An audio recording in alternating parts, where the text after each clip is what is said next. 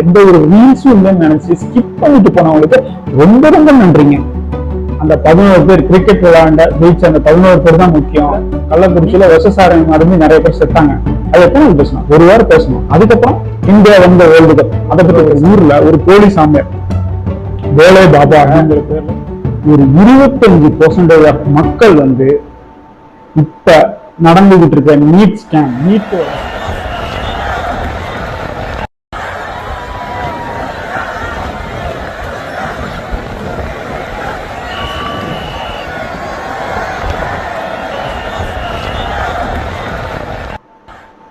இந்த கூட்டத்தை பார்த்தீங்களா? Wow, marvellous, fantastic. நம்ம இந்தியன் டீம் வேர்ல்டு கப் ஜெயிச்சதுக்காக மக்கள் கொடுக்குற வரவேற்புங்க. எவ்வளவு பேர் நிக்கிறாங்க பாத்தீங்களா? இதுல ஒரு 25% மக்கள் இப்ப நடந்துகிட்டு இருக்க நீட் ஸ்கேம், நீட்டோட அந்த ஸ்கேமுக்கு வந்து நின்றுருந்தாங்கன்னா நான் பாராட்டியிருப்பேன். மணிப்பூர்ல நடக்கிற கலவரத்துக்கு நின்றுருந்தாங்கன்னா நான் பாராட்டியிருப்பேன். இந்தியன் ரெஸ்லர்ஸ், மல்யுத்த வீரர்களுக்கு நடக்கிற அநியாயத்துக்காக குரல் கொடுக்க இத்தனை மக்கள் நின்றுருந்தாங்கன்னா நான் வரவேற்றிருப்பேங்க. ஆனா நம்ம இங்க சமூக நீதிக்கும் சமூக அக்கறைக்கும் சமூக வளர்ச்சிக்கும் நம்ம நீதியில நிக்கிற வேலையே கிடையாதுங்க. எதுக்கெல்லாம் கவனம் கொடுக்க வேண்டியமோ அந்த மாதிரி விஷயத்துக்குலாம் நம்ம கவனம் கொடுக்கறதே இல்லைங்க. நம்மளோட ப்ரையாரிட்டி தப்பா இருக்குங்க. நான் விளையாட்டு முக்கியம் இல்லைன்னு சொல்லுங்க, விளையாட்டு முக்கியம் தான், கண்டிப்பா விளையாடலாம், விளையாட்டை பார்க்கலாம், விளையாட ஆதரிக்கலாம், விளையாட்டு முக்கியம் தாங்க. ஆனா அதையெல்லாம் தாண்டி இன்னும் நிறைய விஷயத்துக்கு ப்ரையாரிட்டி கொடுக்கணுங்க. மருத்துவமனை, கல்வி, சாலை, இந்த மாதிரி விஷயம்லாம் நம்ம நாட்டுல சரியா இல்லைங்க. இந்த மாதிரி விஷயத்துக்கு நம்ம ப்ரையாரிட்டி கொடுக்கணுங்க. சாலை அப்படிங்கிறப்ப எனக்கு ஒரு ஞாபகம் வருது. மும்பைல பாத்தீங்கன்னா நிறைய குண்டும் குழியுமான ரோடெல்லாம் நிறைய இருக்குங்க. பாட் ஹோல்ஸ் நிறைய ரோட்ஸ்ல இருக்கு, நான் கேள்விப்பட்டிருக்கேங்க. இந்த கூட்டத்துல ஒரு நல்ல விஷயங்க, இந்த மக்களை பாருங்க, எத்தனை பேர் எங்கெங்க நின்றுட்டு எவ்வளவு கும்பலா நின்றுட்டு இருக்காங்க. இந்த கும்பல்ல அந்த பாட் ஹோல்ஸ்ங்கிற விஷயம் தெரியாம இருக்குங்க. இது ஒரு நல்ல விஷயம் நடந்திருக்குங்க உங்களை கூட்டத்துல. அந்த கூட்டத்தை பாருங்க, அந்த கூட்டத்துக்கு ஒரு கிரௌடு கண்ட்ரோல் கிடையாது, சுத்தி எந்த ஒரு எல்லை கயிறும் கிடையாது. இதுல எவனுக்காவது ஒரு தொற்று வியாதி இருந்துச்சுன்னா எத்தனை பேருக்கு அது பரவும்? இப்பதான் நம்ம கொரோனாங்கிற ஒரு விஷயத்த கட்டுப்படுத்தி வந்திருக்கோம். இந்த கூட்டத்தை பாருங்க, இதுல எவனுக்காவது ஒரு தொற்று வியாதி அப்படியே படிப்படியா பரவுச்சுன்னா என்னங்க அவன் மறுபடியும் ஒரு பேண்டமிக் சிச்சுவேஷன் அரைஸ் ஆக வாய்ப்பு இருக்குங்க. 2 நாளைக்கு முன்னாடிதான் உத்தரப்பிரதேச ஹஸ்தாரா அப்படின்னு சொல்லப்படுற ஒரு ஊர்ல ஒரு போலீஸ் ஆம்பியர் வேலை பாபா அப்படிங்கிற பேர்ல ஒரு போலீஸ் ஆம்பியர் இவரு போதனை நடத்துறேன்னு சொல்லி மக்களை திரட்டி, மக்கள் கண்மூடித்தனமா அங்க போய் அங்க ஒரு கிரௌடு கண்ட்ரோலே கிடையாது. கூட்டம் கூட்டமா 120 130 மேல செத்து போயிட்டாங்க அந்த கூட்ட நெரிசல்ல சிக்கி. குவியல மருத்துவமனையில பணம் கிடக்குது.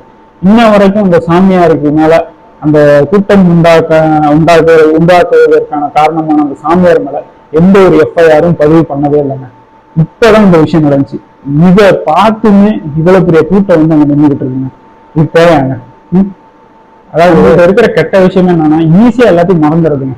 அடுத்தவனுக்கு நடந்தா அது நியூஸுங்க, நமக்கு நடந்தாதாங்க நாசம். அது அடுத்தவனுக்கு நமக்கு நடக்கிற வரைக்கும் அது நியூஸா மட்டுமே தான் நம்ம பாக்குறோம். அந்த பாதிக்கப்பட்டவங்க கடைசி வரைக்கும் அதை நினைச்சு நொந்து ஆகி செத்து போறாங்க. சமீபத்துல கள்ளக்குறிச்சியில விஷசாரம் மருந்து நிறைய பேர் செத்தாங்க. அது எத்தனை பேசணும், ஒரு வாரம் பேசணும். அதுக்கப்புறம் இந்தியா வந்த வேர்ல்டு கப், அதை பத்தி பேச ஆரம்பிச்சோம். அதுக்கப்புறம் பார்லிமெண்ட்ல ராகுல் மோடி சுட சண்டை போட்டுக்கிட்டு இருக்காங்க, அதை பத்தி பேச ஆரம்பிச்சோம். அப்படியே படிப்படியா மறந்துட்டு வந்துடும் நமக்கு நடக்கிற நாசம் எல்லாத்தையுமே. இதுதாங்க நம்மளுக்கு இருக்கிற ஒரு கெட்ட பழக்கம். நம்ம நாட்டு மக்கள் அந்த 11 பேர் கிரிக்கெட் விளையாண்ட ஜெயிச்ச அந்த 11 பேர் தான் முக்கியம். நீட் எழுதி அவங்க கனவை கூட நிறைவேற்ற முடியாம நிறைய பேர் அந்த நீட் மோசடியில சிக்கி நிறைய மாணவர்கள் நம்மளோட கனவே இழந்திருக்காங்க. டாக்டர் ஆக போற கனவே இழந்து போயிருக்காங்க. நமக்கு என்ன முக்கியம்? அந்த 11 பேர் தான் முக்கியம். அந்த 24 லட்சம் ஸ்டூடெண்ட்ஸோட வாழ்க்கையில இந்த 11 பேரோட வாழ்க்கை தான், இந்த 11 பேரோட வெற்றி தான் நமக்கு முக்கியம். நான் ஒத்துக்கிறேன், நானுமே ஸ்டேட்டஸ் எல்லாம் போட்டேன். இந்தியா வேர்ல்டு கப் ஜெயிச்சதுக்கு அப்புறம் ஸ்டேட்டஸ் போட்டேன். ஃபேஸ்புக் ஃபுல்லும் ஸ்டேட்டஸ், வாட்ஸ்அப் ஃபுல்லும் ட்ரைவிங் ஸ்டேட்டஸ், இதெல்லாம் நான் ஒத்துக்கிறேன். ஆனா அது எத்தனை நாளுங்க? ஒரு 2 நாள் 3 நாள் அதை கொண்டாடி விட்டுருணும். இந்த மாதிரி மூடத்தனமா போய் இவ்வளவு கும்பலா போய் அங்க நின்று அவங்களை வரவேற்கிறதுங்கிற விஷயம்லாம் தப்புங்க. நான் கேட்கறேன், நம்ம அவங்களோட அப்ஸ் அண்ட் டவுன், அதாவது அந்த 11 பேரு தோத்தாலும் சரி ஜெயிச்சாலும் சரி அவங்களோட அப்ஸ் அண்ட் டவுன்ஸ் அப்ப நம்ம அவங்க கூட நின்றுருக்கோங்க எல்லா டைமும். ஆனா நம்ம மனித வாழ்க்கைக்கு நடக்கிற அநியாயத்தை பத்தி என்னைக்காவது அந்த 11 பேர்ல ஒரு ஆளாவது குரல் கொடுத்துருக்காங்க. இதை நம்ம யோசிக்கிறோம். அவங்க மட்டும் அவங்க வேலையை பார்த்துட்டு போயிட்டே இருக்காங்க. ஆனா நம்ம மட்டும் ஏங்க நம்ம வேலையை பார்க்காம அடுத்த வேலையை பார்த்துக்கிட்டு இருக்கோம்? கொண்டாடணும், ஜெயிச்சோம் கொண்டாடணும், ரைட்டு, ஓகே, அதெல்லாம் ஓகே. பட் இந்த மாதிரி கூட்டமா போய் அங்க போய் நின்றுக்கிட்டு பாக்குறதெல்லாம் சரிப்படலாங்க.